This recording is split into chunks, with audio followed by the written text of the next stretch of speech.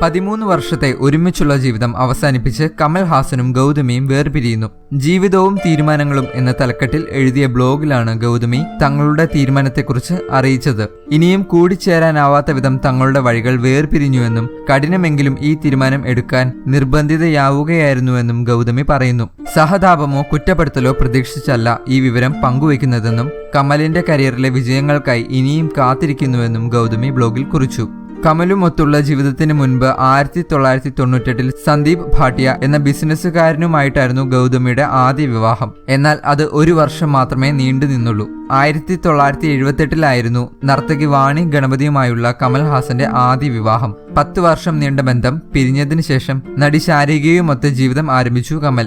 ആദ്യ മകളായ ശ്രുതി ഹാസൻ ജനിച്ചതിനു ശേഷമാണ് ഇരുവരും വിവാഹിതരായത്. 2004 ആ ബന്ധം പിരിഞ്ഞു. 2005 വിവാഹം ചെയ്യാതെ ഒരുമിച്ച് ജീവിതം ആരംഭിക്കാൻ കമലും ഗൗതമിയും തീരുമാനിക്കുന്നത്.